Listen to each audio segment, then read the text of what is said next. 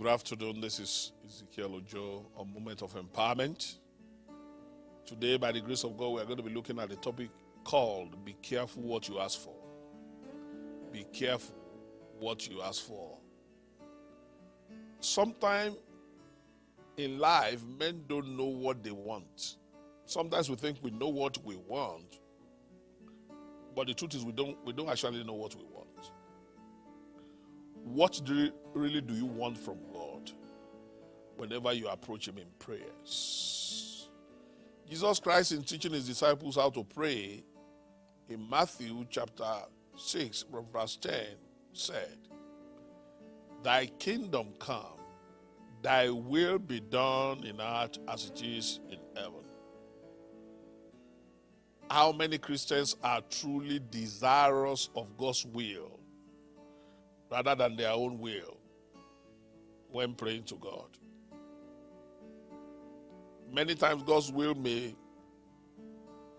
not look pleasant to us if God reveals His will concerning His situation to us.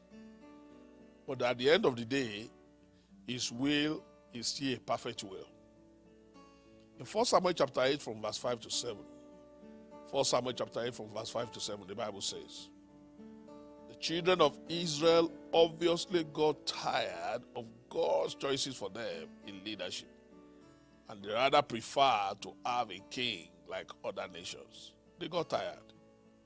Then all the elders of Israel gathered themselves together and came to Samuel unto Ramah and said unto him, Behold, thou art old, and thy sons walk not in thy ways. Now make us a king to judge us, like all the nations. But the thing displeased Samuel when they said, Give us a king to judge us. And Samuel prayed unto the Lord. And the Lord said unto Samuel, Hearken unto the voice of the people in all that they say unto thee, for they have not rejected thee, but they have rejected me. So what God called rejection was the fact that the people thought it what they wanted, not what God gave them. They compared themselves to other nations. They never thought about it that there has been no nation that was like Israel, and there will be no nation. The way God dealt with Israel was peculiar. They are special. But they wanted to have what other nations that are not the same with them before the eyes of the Lord. They wanted to have what those people have. He said, they have rejected me, that I should not reign over them. That's the way God interpreted their actions. Though the people did not say, don't let God reign over us. They only said, appoint unto us a king to judge us. But as far as God was concerned, because it's not the will of God for them, they did not want God to reign over them. God took His time to explain to them the kind of person their king will be. From verse 19 to 22, the Bible says, Nevertheless, the people refused to obey the voice of Samuel. After Samuel told them what God told him about who their king will be like and what he's going to do, the people refused to obey the voice of Samuel. And they said, Nay, but we will have a king over us, that we also may be like all the nations. Be careful who you want to be like. And that our king may judge us and go out before us and fight our battles. So they wanted a king that will fight their battles, not God that has been fighting their battles. And Samuel heard all the words of the people, and he rehearsed them in the ears of the Lord.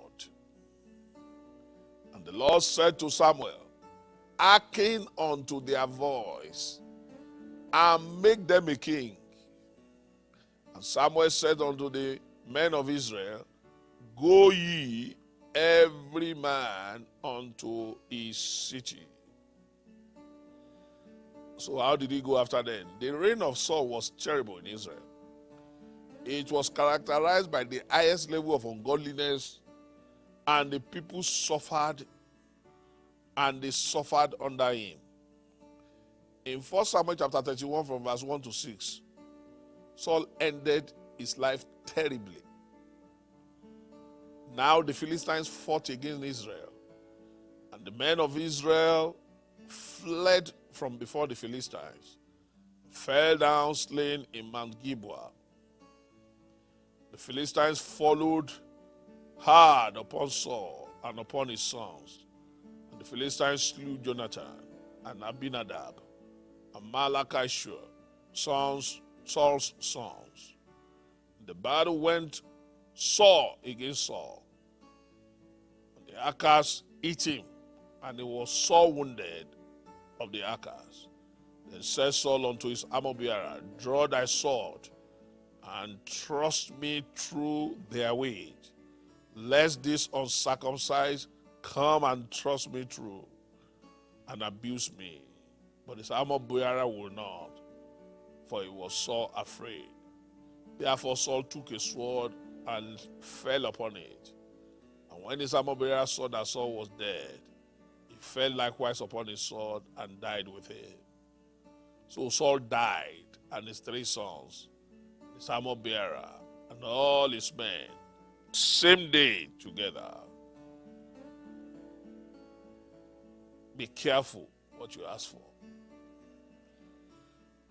The second story can be found in Matthew chapter 14 from verse 1 to 12. Herodias, the daughter of Herod, was filled with bitterness, or the queen of Herod was filled with bitterness. She's been waiting to take a pound of flesh on John the Baptist because of an innocent expression. What happened? Joseph preached against the man taking the wife of his brother while his brother was alive. But the woman that was being taken didn't like it. So when the opportunity to get up to half of the husband's kingdom came, she was not slow to speak, though she was quick to listen. She said, Quickly, give me here John the Baptist's head in a charger, thereby terminating the life and career of an outstanding man of God. Why will anybody prefer the head of a preacher to half of the kingdom of the husband? But the question is, why will the king also ask the young innocent girl to ask for just anything? Obviously, he never thought anyone could be as mean as Queen Herodias to take a pound of flesh on an innocent preacher for saying the truth. He did not think it's true. Be careful what you ask for. Be careful the offer you give people when you are in a good mood. The Bible says in James chapter 1 verse 19, Wherefore, my beloved brethren, let every man be swift to hear, slow to speak, and slow to wrath. If the king had given it a deep thought, possibly the story wouldn't have ended on a such sad note. But he never thought about it. Be careful what comes out of your mouth, whether when you are angry or when you are too happy. Because at the end of the day, the consequences of what you say might be too dear upon others. Be careful what you ask for. Till I come your way same time next week, a moment of empowerment. This is Ezekiel Ojo. God bless you.